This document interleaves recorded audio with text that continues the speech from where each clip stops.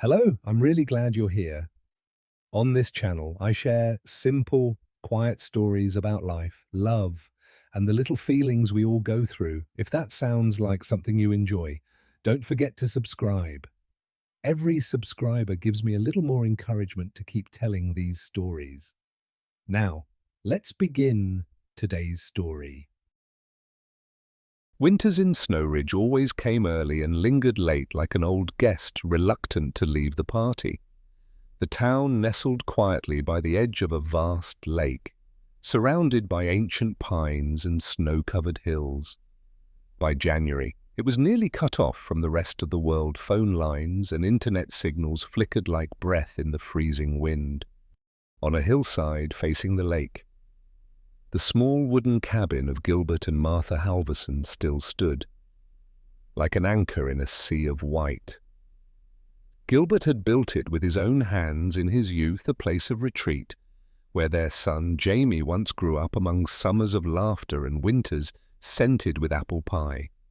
But since the winter of 1983, after one brutal storm and a disappearance, no one could explain the cabin had become a refuge for two people left behind, and for memories no one dared to speak aloud.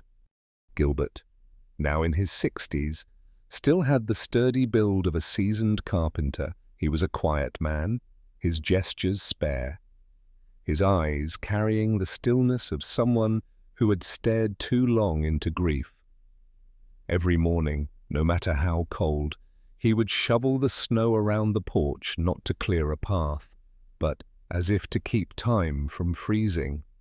Inside, Martha, his wife, sat in a rocking chair by the window, wrapped in an old wool shawl, a teacup in her hands. She had once been a high school teacher, lively and meticulous. Now, her eyes often wandered into the distance. 6 months ago, the doctor in Green Bay confirmed what Gilbert had feared. Martha had mixed dementia, a cruel unraveling of memory that spun backward, tangled, and slowly faded.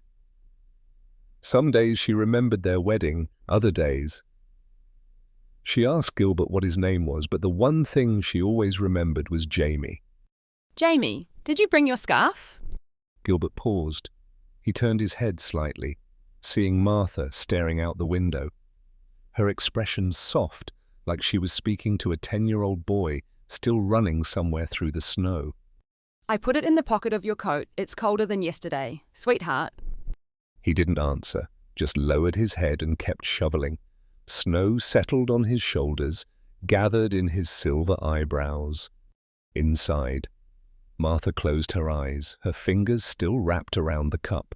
Pale sunlight filtered through the curtains, casting her shadow on the wall, ageless and still.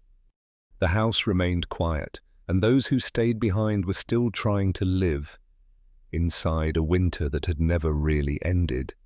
Afternoon light slid gently across the window panes, casting pale streaks on the walls like the blurred remnants of an old dream. The wind hissed softly beneath the eaves, and the grandfather clock echoed with a low, steady rhythm like the heartbeat of someone who's grown old. In the living room, where time seemed to have frozen over, Martha was kneeling before an old cedar chest beneath the staircase. It was where she kept things she couldn't bear to throw away, scattered fragments of a family no longer whole. Gilbert heard the chest creak open and stepped in. He stood quietly in the doorway, saying nothing. Some moments, he knew, were meant to unfold in silence like falling snow, like memory, like the sorrow of someone slowly forgetting even herself. In Martha's hands was a moss-green sweater, worn and faded. The collar was frayed, a button missing, and the stitches along one shoulder had come undone. She had knitted it for Jamie Christmas when he was 9, the last year they were still a family of 3. Jamie, I found it. Your favourite sweater. Remember, I thought it was lost. She smiled softly, a smile that was both sunlight and mist. Her eyes, usually clouded, now gleamed clear, like a spring morning.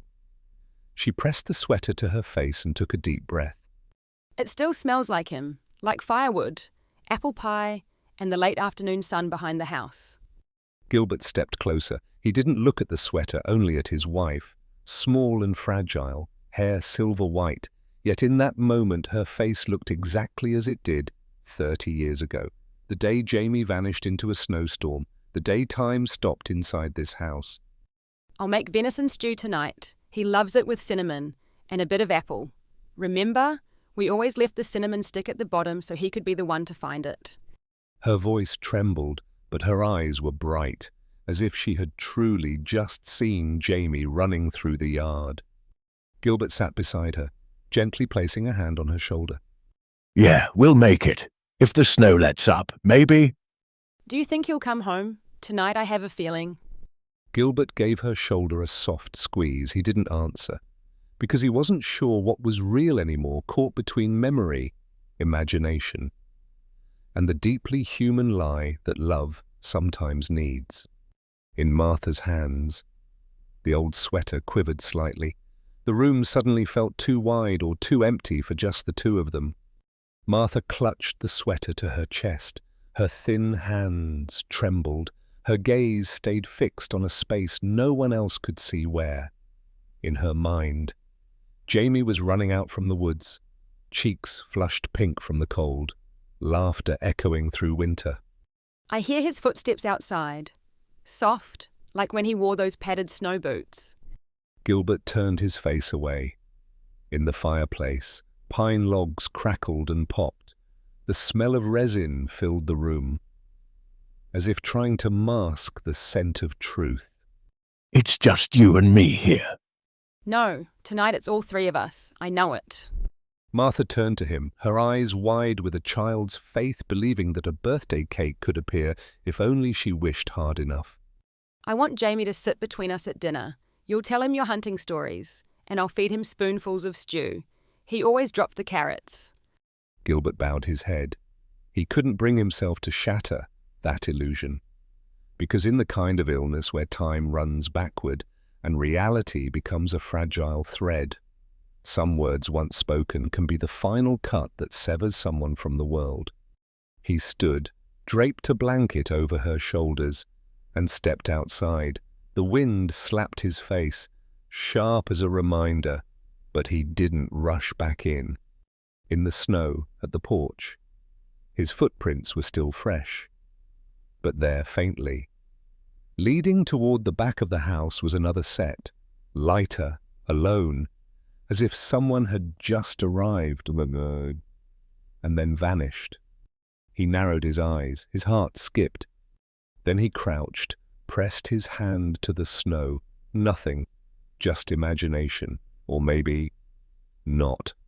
Outside, the night wind howled across the rooftop, lifting soft, powdery snow into quiet spirals that vanished into the dark. The wooden cabin lay mostly in shadow except for one small room at the end of the hallway. Its yellow light spilled onto a writing desk covered with old papers, faded letters, and a weathered leather journal with frayed edges. Gilbert sat in silence, a fountain pen resting in his hand. His fingertips were numb with cold, yet his handwriting remained steady, slanted, slightly trembling as if time itself resisted every word he tried to write. January 7th. The 30th winter since you left. Today. Your mother said your name again 3 times. Soft as wind, yet sharp as a blade. She held your old green sweater to her chest and whispered you'd be home for dinner. He lifted his gaze to the window.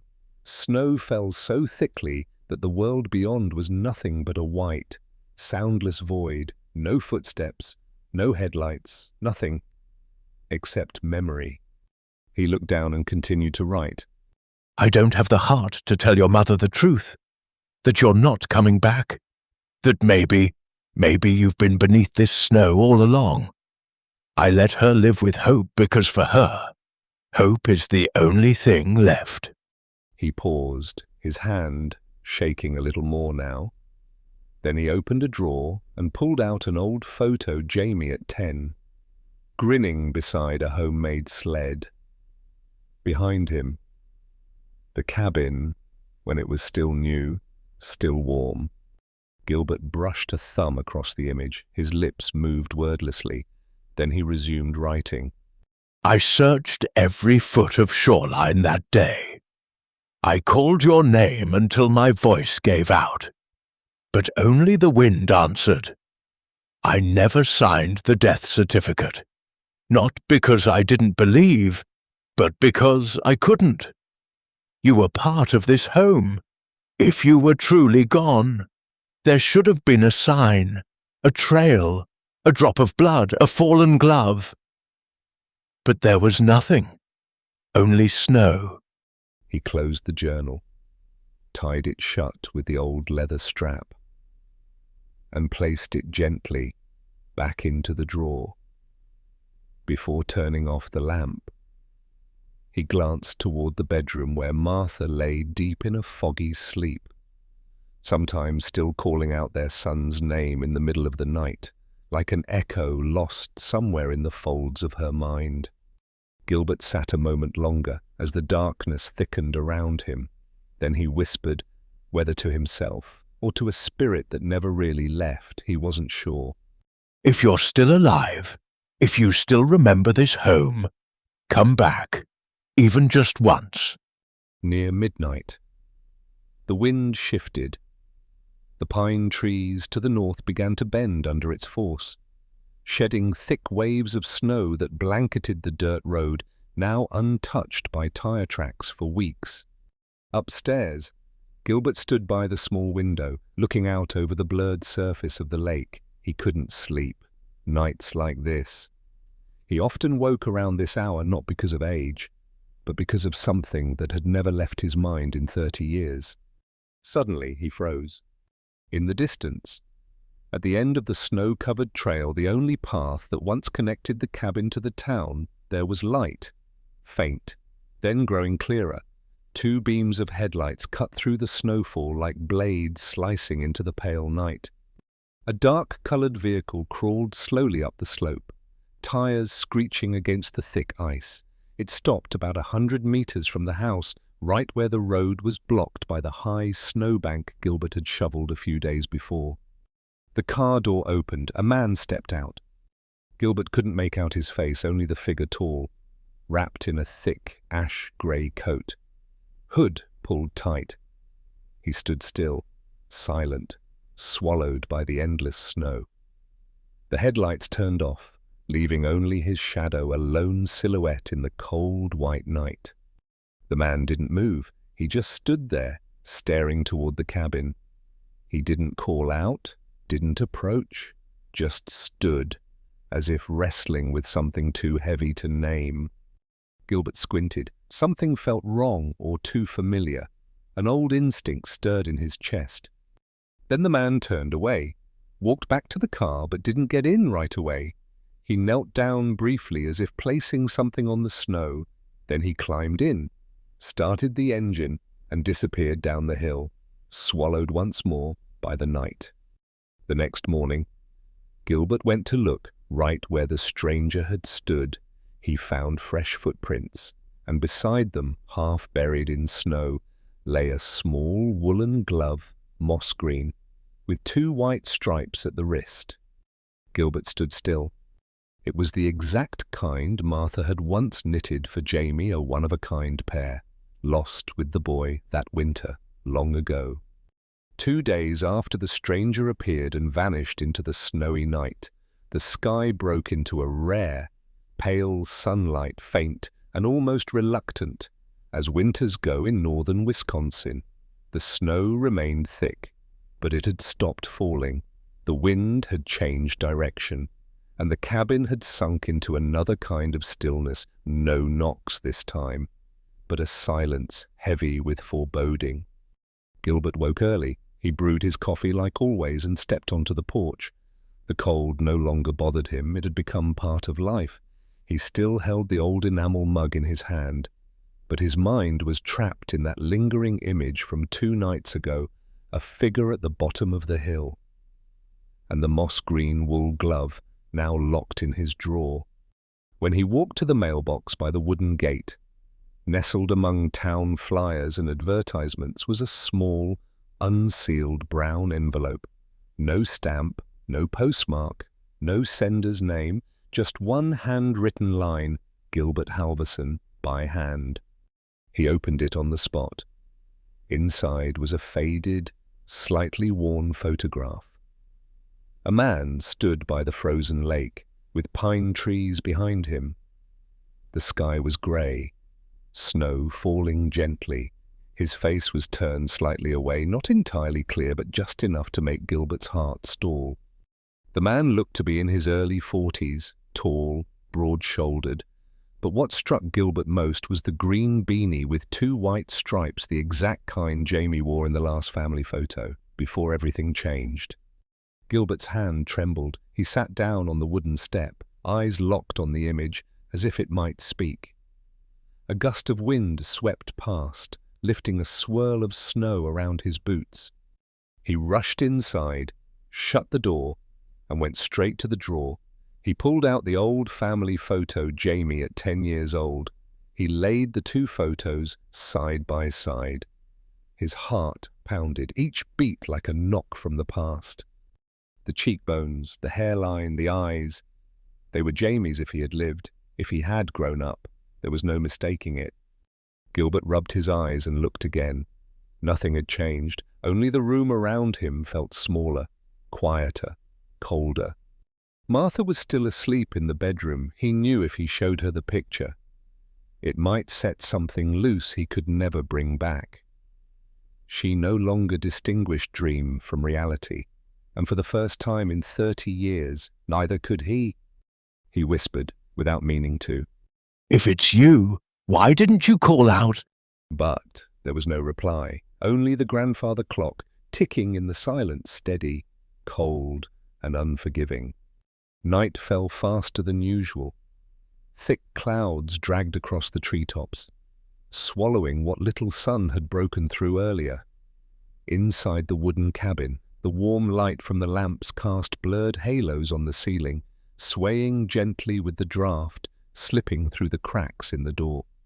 Martha sat at the dining table, both hands wrapped around a steaming cup of peppermint tea. Her eyes weren't wandering the way they usually did today. There was something different in her, something that made Gilbert stop mid-step as he entered the kitchen. Did you sleep well?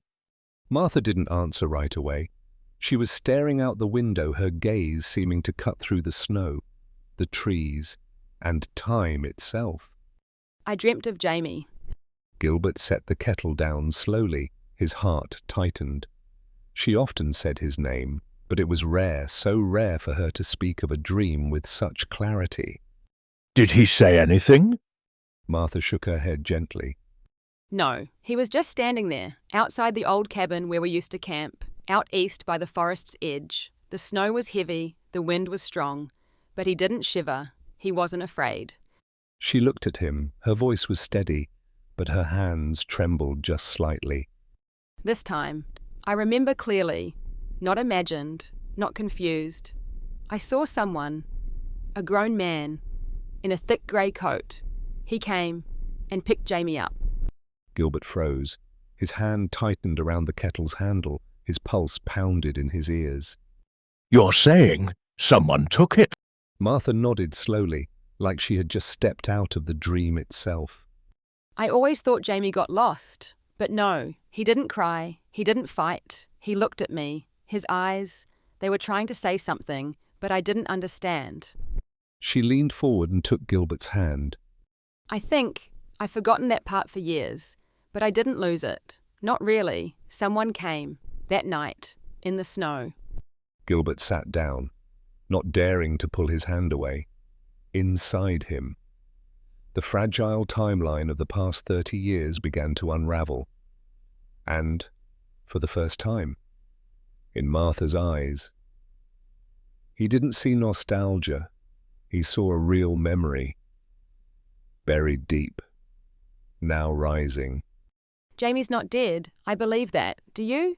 Gilbert didn't answer right away. He looked down at his own hands, calloused, trembling. Then he looked at his wife. Her eyes were clear, focused, and heavy with something she had never spoken out loud before. If that's true, then we've been wrong for 30 years. In the kitchen, the kettle began to whistle, but neither of them moved. Outside, the wind howled through the woods, and from somewhere out in the trees, a small brass wind chime, the only thing left from that old campsite, began to ring, one soft note at a time, like a call from the past, like a quiet reminder of a snowy night and a boy never found. Early morning. Gilbert left the house while Martha was still asleep. The snow had begun to thaw slightly, leaving patches of melting ice across the uneven road. He drove his pickup truck down to the town of Wayland. The police station sat tucked behind a row of aging brick buildings on the main street, unchanged since 3 decades ago. Sergeant Donovan was on the morning shift. He was nearly 30 years younger than Gilbert, but his eyes missed nothing. Good morning, Mr. Halverson. What can I help you with? I'd like to access the missing person file of my son, Jamie Halverson, 10 years old. Disappeared in 1983, East Pine Sector. Donovan nodded, typing a few keys. The monitor flickered with a cold, bluish glow. One moment. Let me check. Gilbert stood still, his fingers laced tightly together. He wasn't nervous out of fear, just uncertain of what exactly he was hoping to find. That's odd. This case isn't in the regular archive anymore. The data was moved. Moved. According to records, the file was withdrawn from the system in 2015. The person who withdrew it provided legal identification as a recognized relative. All documents were verified from another state. The name listed is Caleb Jensen. Gilbert stepped back half a pace. The name was unfamiliar, cold, and it didn't belong to anyone he'd ever known or heard of in the family. I'm Jamie's biological father. I never authorized anyone to touch that file. I never signed anything. I understand, sir, but by policy, if someone presents legal guardianship confirmed by another state, we're required to comply. Gilbert sank into a chair, the veins in his hands standing out. His heart pounded hard in his chest, as if something had already spiraled beyond his control. Jamie was never adopted. I never declared him dead. I've been waiting for 30 years. And because you never declared him deceased, the file remained in an unverified status. That leaves room for someone else to claim legal custody, though. I admit, it's highly unusual. Do I have any rights? Not unless you file an official legal motion. If you want to challenge this, you'll have to open a separate civil case. But the file isn't here anymore. It's been transferred to Federal Confidential Archives. There are indicators suggesting attempted re-identification. I'm sorry, Mr. Halverson. Gilbert didn't respond. He rose from the chair like a man waking from a dream with no exit. When he opened the door, the wind rushed in sharp, knife-like cold. But the real chill was inside his chest, where something had started to stir. Not grief, but a question: if Jamie is still alive, then where is he, and who decided they had the right to hold on to his life? On the 3rd night since Gilbert's visit to town, the snow began to fall again, light but steady. The wind wasn't strong, only whistling softly through the pines like an old song played from memory. Martha had gone to bed early. She was exhausted after a strangely lucid day, as if the dreams from the night before had drained what little was left in a mind slowly coming apart. Gilbert sat alone in the living room. The dim light cast shadows on the wall. The first moss-green glove lay on the table, next to the faded photo. He didn't sleep. He couldn't. Something was keeping him from the usual weariness, as if the snow outside was speaking to him in a language he had long forgotten. Just before midnight, a sound came from the porch, faint, not loud, but enough to make Gilbert rise instantly. He turned off the light, stepped toward the window, and pulled back the curtain. At first, he saw nothing. The snow fell thick, blurring everything. Only the long shadows of trees stretched under the dim glow from the porch light. But then he saw it. A figure standing at the edge of the trail, not close but not far enough to be unseen. The person wore a long grey coat, hood pulled low, still, unmoving. That stance, Gilbert recognized it. The man from the first night. Gilbert gripped the doorknob but didn't open it. He just looked. The figure looked back. No words, no gestures, no steps forward. Then, as if sensing Gilbert's gaze from behind the glass, the man gave a small nod, barely a motion, stepped back once, turned away, and disappeared into the thick trees at the end of the road. Gilbert threw open the door and ran outside, but there was nothing, only snow, darkness, and one thing lying just in front of the wooden steps, small, moss-green, woolen glove. The matching pair. He dropped to his knees and picked it up. It was still warm. Inside, tucked into the palm, was a folded piece of paper, faint ink, smudged by moisture, handwritten. She still remembers. Gilbert stood still, clutching the gloves. His eyes scanned the dark forest. Snow gathered on his shoulders, on his hair, and he didn't notice. The snow had stopped by early dawn. The sky hung low and grey, dense as wool pulled tight over the earth. The weather forecast issued a warning a blizzard would sweep across the Snow Ridge Lake area within 48 hours. But inside the quiet wooden cabin nestled in the pines, a different kind of storm was preparing to knock. Gilbert had just rekindled the fire when he heard a knock. Not loud, not rushed, but firm exactly 3 times. He looked up, a strange chill crawling down his spine. No one came out here this time of year, no one unless it was for something that truly mattered. He stepped onto the porch, hands still dusted with ash, and pulled open the oak door. Wind blew in, and snow curled like a wild breath through the doorway. And there he was. The man stood tall, narrow-shouldered, his face partly visible beneath a pulled hood. There was something in his eyes not unfamiliar, not quite known, but so painfully familiar it took the breath from Gilbert's lungs. For a long moment, neither of them spoke. The brass wind chime behind the door clinked softly in the cold air. "I'm Jamie." The words weren't loud, weren't shaky, but to Gilbert, they cut through like a blade breaking the ice around his heart. He gripped the doorframe, eyes wide, chest tightening. Part of him wanted to scream, another wanted to weep, but most of him simply couldn't believe. Jamie. The man didn't step forward, didn't raise a hand. He just stood there like someone returned from a place no one believed still existed. "If you need proof, I can give it. But first, please, let me see the house again." Gilbert nodded. Slowly, he stepped aside and opened the door wider.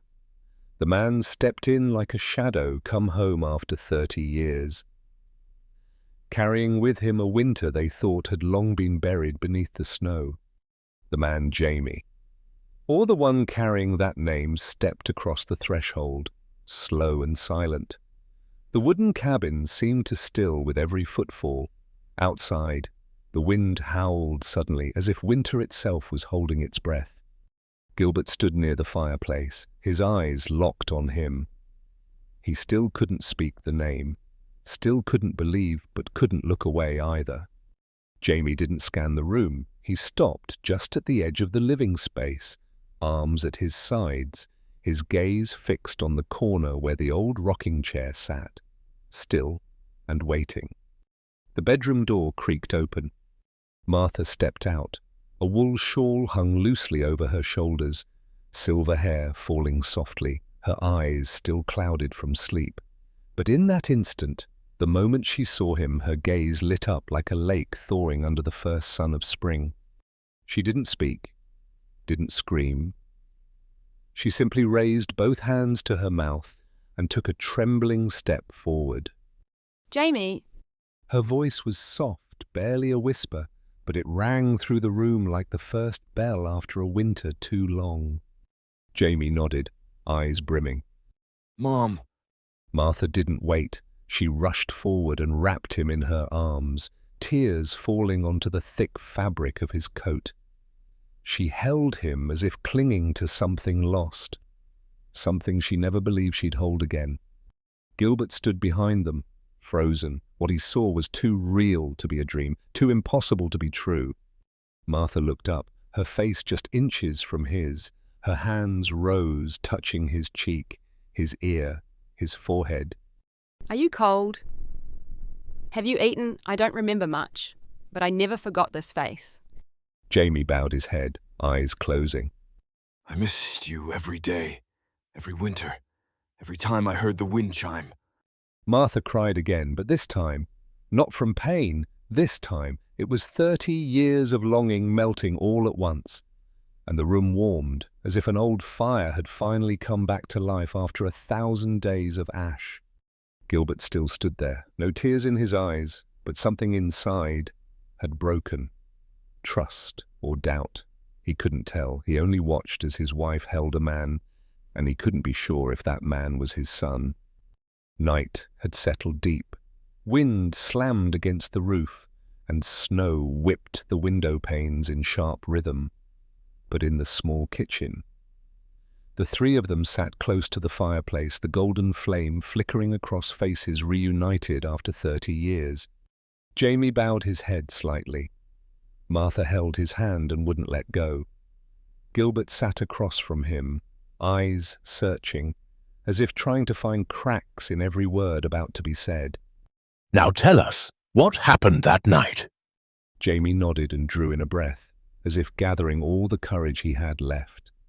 I remember the avalanche. I stepped away from camp for just a few minutes. I wanted to find the small pine tree Mom had pointed out the day before. Then the ground shook, a roar. Everything turned white. When I woke up, I was in a wooden shack. Strange, small, its walls stained with wood smoke. Gilbert leaned in slightly. Martha held her breath. The man who saved me was named Edward Mays. He lived alone in the mountains after losing his wife and son in a snow accident years before. He found me unconscious under the snow. When I came to, I remembered nothing. No name, no home, no parents. He didn't take you to the hospital or the police. No, he said. I can't lose another child. He thought I was a gift, a last chance to make things right. So he kept me, raised me like a son. He called me Caleb. Martha raised a trembling hand to her lips, eyes reddening. The first few years, I lived in that cabin. No electricity, no phone, only books, firewood, canned soup, and long days in the snow. I always had a feeling I came from somewhere else, but I couldn't remember. He never pushed me. He just taught me how to survive, how to work with wood, how to live slow. And then, When I was 17, Edward had a stroke and died right in the heart of winter. I had to leave the mountain. I ended up in a small town near the Minnesota border. They placed me in temporary care. When they asked for my name, all I knew was Caleb Mays. He paused, his eyes drifting to the fire. I was 25 when the dream started. Strange things, a wind chime, a wooden ceiling, a woman humming, and one name that came back again and again, Martha. Martha gripped his hand tighter. Gilbert's brow furrowed, eyes unmoving. I started searching. Old files Edward had stored in a wooden chest, newspapers, missing persons columns. Piece by piece, I found the name Jamie Halverson, but I wasn't sure, and I was afraid to believe. Why didn't you come back right away? Because I didn't know if my parents were still alive, and if they were, would they believe me? After all these years, would I break the life they built to forget me? The room was completely silent. The wind howled outside. But inside, the quiet felt heavier than snow. Gilbert still didn't speak. His eyes weren't angry, but they held the weight of everything unspoken.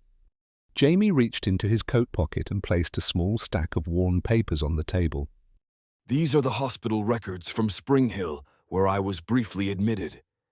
And this is the adoption confirmation from Edward Mays, his signature, local approval. Gilbert glanced at the documents but didn't reach out. Martha's hand trembled as she placed it on top of them. Her eyes were wet again. All these years, where did you live? In the mountains, then towns, then lumber yards, a year here, a year there. Never long enough to call anywhere home, until tonight. That evening, the wooden cabin felt more alive than it had in 30 years. Martha made chicken soup and slightly burnt toast, the meal they used to have during winter nights when Jamie was still a boy. They sat around the old wooden table, warm yellow light resting on shoulders, on joined hands, on tear-brimmed eyes. Jamie ate slowly, carefully, his eyes wandering through a space that was both familiar and strange. Martha kept adding food to his plate, telling stories from the past, as if every forgotten year had just broken loose and come rushing back. Do you still remember the hollow tree behind the shed where I used to hide the cookies? Vaguely, but I remember you'd always say, if the snow covers your path, just follow the scent of cookies home. They laughed, a kind of laughter that broke like dusty glass, finally touched by light. The kitchen glowed with a warmth that felt like it had burned out years ago.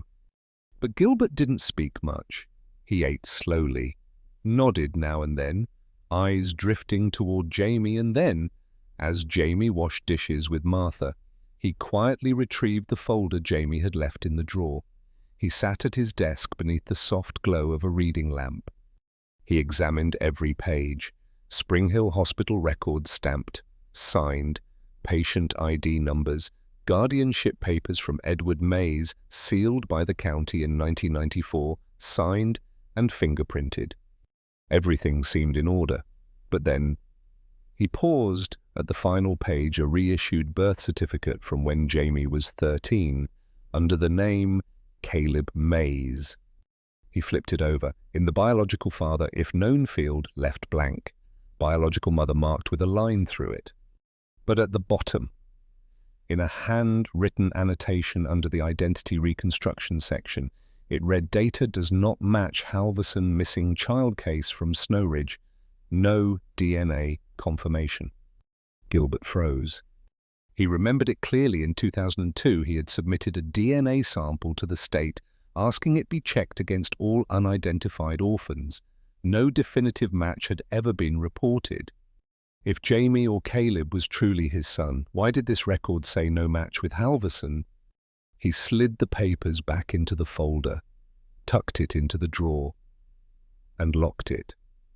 Jamie and Martha were still at the sink, water running, their laughter soft, falling gently into the warm evening air. But inside Gilbert, another wind had begun to stir, quiet, deep, and colder than the snow outside. The next morning, the sky hung heavy and grey. Winds howled across the lake. Storm warnings spread through the region. Families boarded up windows. Others left town entirely. But inside the lakeside cabin, the silence wasn't weather-driven. It was the kind of stillness that comes before a different kind of storm. Jamie, or the man bearing that name, was still asleep in the old room. Martha stood by the counter, pouring coffee, her face unusually serene. But Gilbert had been awake since before dawn. Long before first light, he had quietly made his way to the basement, for the first time in years. He pulled out the old metal box hidden beneath a loose floorboard behind the fireplace, a box holding things he had never truly let go of. He opened it. Inside, a photo of the three of them from the summer of 1982, one of Jamie's baby teeth in a small plastic jar, and a lock of hair tied with red thread, cut during Jamie's first haircut at the barber near the Snow Ridge post office. Gilbert carefully removed the hair sample and placed it into a fresh plastic sleeve. No shaking hands, no hesitation. The night before, after Jamie drank his water and left the glass on the table, Gilbert had quietly taken it, sealed it in a paper bag. He knew the answers wouldn't come from feelings or eyes, they would come from DNA. He called an old acquaintance, Dr. Ames, a retired vet who once worked in the state DNA lab, now living 3 towns over. The man agreed to help immediately, asking no questions. Send me both samples. I'll run them right away. No system. No delay. Just 2 days. Thank you. But don't send the results by mail. Call me directly. Gilbert hung up.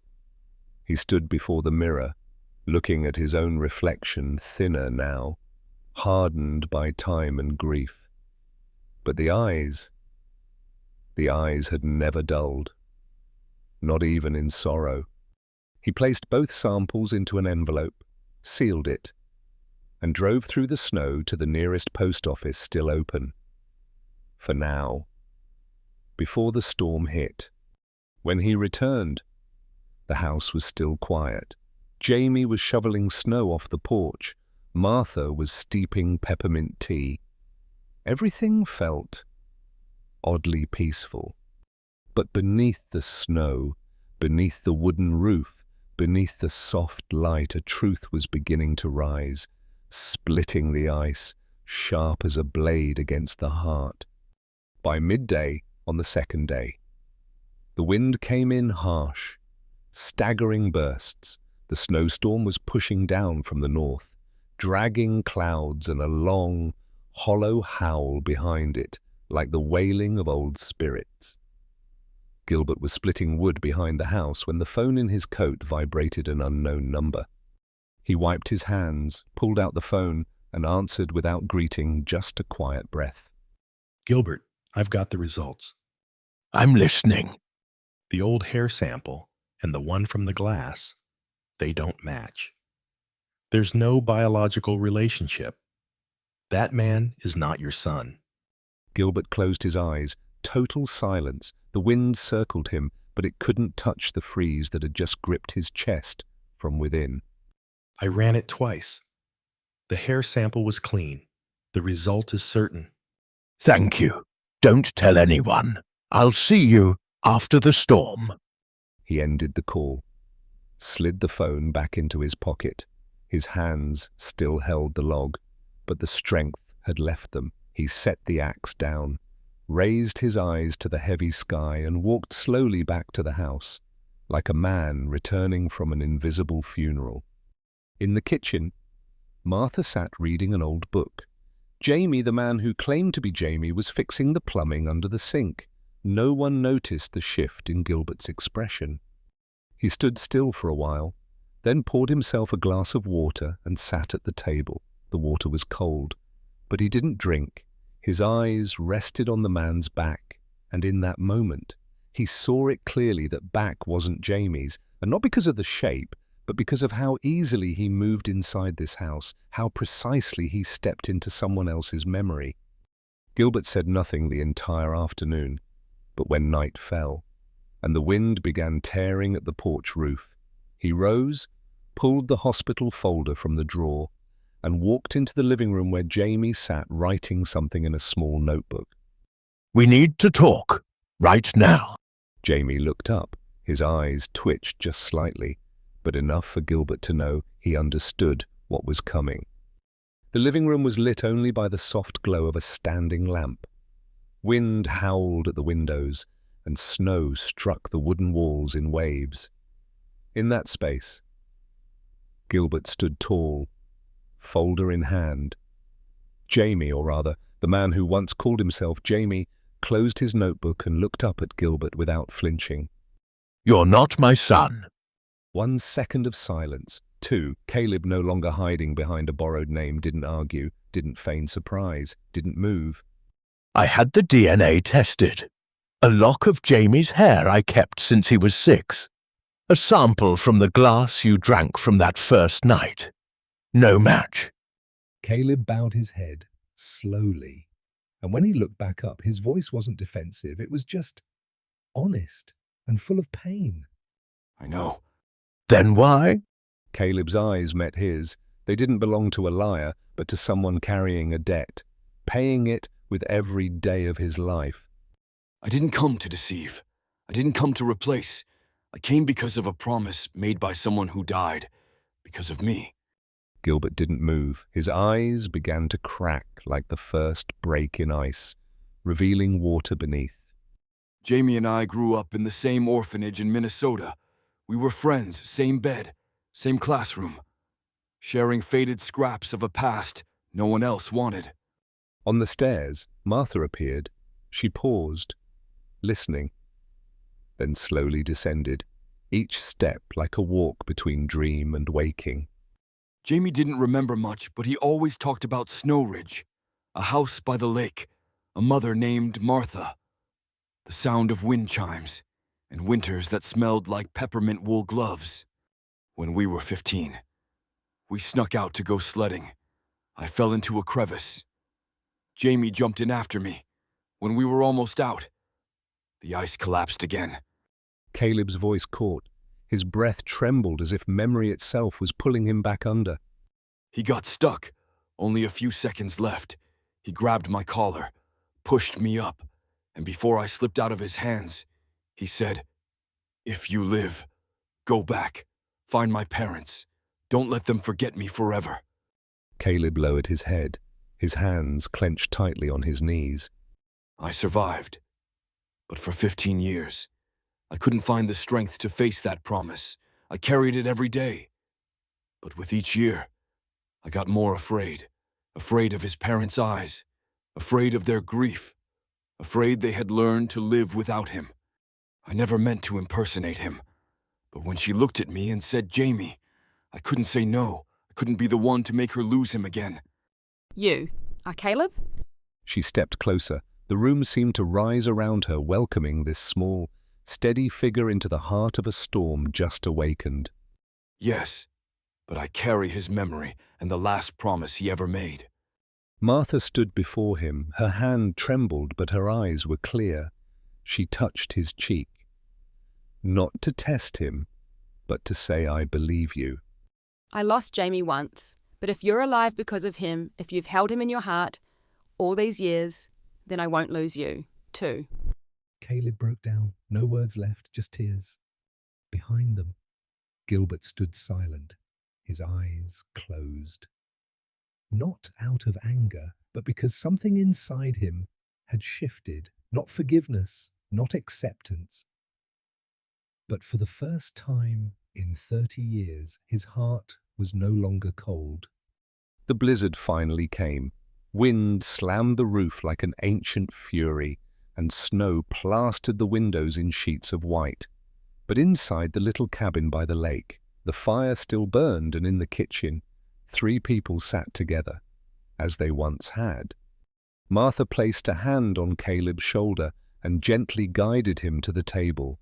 No scolding, no more questions. Her eyes were as warm as that early winter morning long ago when she wrapped cookies for Jamie to take to school. Would you like some honey in your tea? Caleb's voice caught as he nodded. His hands were still trembling, not from the cold, but because, for the first time in his life, he felt like he belonged. Gilbert sat across the table, quietly watching. He didn't speak. He simply listened to the sound of a spoon stirring in porcelain, of boiling water being poured, of the storm howling just beyond the walls. On the wall, the family photo from 1982 still hung Jamie in the middle, holding a green kite. Gilbert looked at the photo, then at Caleb. Not the same, but it didn't have to be. He reached into his coat and pulled out a small object, a silver pocket watch, engraved on the back with Jamie H. He had kept it for 30 years, never once opened it. Jamie got this for his 10th birthday. I always thought one day he'd come back for it. He placed the watch on the table. Caleb looked at it, his hand brushing the cold metal. For a moment, his fingers tightened as if gripping something heavy from 3 decades ago. No one said anything official. No declarations of forgiveness. but the air in the room changed as if someone had cracked the door and let a ray of sunlight into the middle of winter. That night, Martha went to bed early, but before she left, she placed a hand gently on Caleb's cheek and whispered something in the voice only a mother could have. Sleep now, Jamie. Caleb didn't correct her. He lowered his head, and for the first time in years, he wasn't a lost boy anymore. When only the two men remained by the fire, Gilbert poured more tea. He didn't look at Caleb, but his voice was firm, low, and steady. You can stay here, at least until the storm passes. Caleb looked up. His eyes met the old man's, and what he saw wasn't betrayal, but the gaze of a father holding on to the last piece of the son he lost. Thank you. I don't deserve this. Jamie said that once. 2. I didn't agree with him, and I don't agree now. The fire crackled softly. Outside, the snow still fell, but in the cabin by the lake, a place once sealed in grief, a small part of winter had finally been returned to warmth. Night fell as the blizzard wrapped itself around the wooden cabin. Wind slipped through the cracks in the door, whispering like the sighs of time. At the end of the hallway, Gilbert sat alone at the writing desk, a warm yellow glow from the lamp casting soft light on a blank, open page. He held his familiar fountain pen, but hesitated. The old leather journal had become a collection of letters he'd written to a son who never got to grow up, to Jamie. Of childhood winters, of 30 cold seasons that had never truly ended. But tonight he didn't know what to write, because Jamie might truly be gone, and the man now living in this house was not him. Gilbert opened a drawer and took out a small wooden box. Inside, between faded photographs and time-worn toys, was a yellowed sheet of notebook paper, a school essay Jamie had written in 3rd grade, its crooked handwriting full of life. If I were a snowbird, I'd fly home before winter. I miss the smell of wood in our house. I miss Mom's voice. I miss when Dad carried me through the deep snow. Gilbert froze. His lips pressed tight. His hands trembled slightly as he laid the paper down. Memories flooded in like heat from the old stove. A Jamie who had once been real, held in love and never forgotten. And he turned back to the blank page and wrote, The day I knew Jamie would never return was also the day I realized someone had kept his memory alive. Someone came back not to replace him, but to fulfill a final promise. And that is worth remembering, is worth. He closed the journal, but for the first time in 30 years, he didn't lock it in the drawer. He left it open, like a door waiting for something to walk in. Outside the room, Caleb was adding logs to the fire. Martha folded linens, softly humming a lullaby from long ago. The sounds were no longer unfamiliar, they felt like family. Gilbert stood, walked to the doorway. He paused in the warm glow of the fire, watching the two of them not bound by blood, but helping him piece together a memory he thought had shattered forever. He didn't say much. He simply poured a cup of peppermint tea and set it quietly in front of Caleb. Tomorrow, help me fix the back door handle. Will you? Feels like it's about to fall off. Caleb looked up, surprised, then nodded softly, but firmly. Their eyes met, no longer a test, but an unspoken recognition. That night, snow still fell, but in the little wooden cabin by the lake. For the first time in years, Gilbert's heart began to thaw. A week after the storm, the snow began to melt. Thick sheets of ice slid off the roof in heavy slabs, revealing weathered planks beneath aged, yet still strong. Like the house itself, like the old man who still chopped wood, brewed tea, and sometimes just sat by the window, gazing out at the frozen lake. Caleb stayed, But he no longer lived in the shadow of Jamie's memory. He shoveled snow, helped Martha mend old curtains with faded seams, and worked with Gilbert to fix the worn steps leading to the backyard. In the afternoons, when rare sunlight spread across the frozen lake, he sat by the windowsill, the same one Jamie once scratched with a stick, and began writing the first lines in a fresh notebook. The first day I lived under my own name, not Jamie, not a replacement, but Caleb, the one who stayed. Martha placed a cup of hot tea beside him, smiling gently. Peppermint tea, just like when Jamie was little. I think I'm addicted now. Martha brushed his hair lightly, as if smoothing out a childhood he never had. She no longer mistook him for Jamie, but she didn't call him anything else either. Because to a mother's heart, names didn't matter, only that someone came home. Caleb sipped the tea, his eyes on the lake. Sunlight danced on the ice. No more howling wind, no more lone figure standing in the white woods. Early morning, the sky was clear. Drops of melting snow fell from the edge of the roof, like the first whispers of spring returning. Gilbert stood by his work table, wiping dust from an old wooden box. Caleb walked in, hands still dirty. He had just replanted some lavender out back. You ever used a circular saw? Yeah, at the St. Cloud wood shop. Wasn't great at it. We need to replace the back door frame. Wood's all rotten. Together, they stepped outside where a makeshift workbench stood beneath the porch.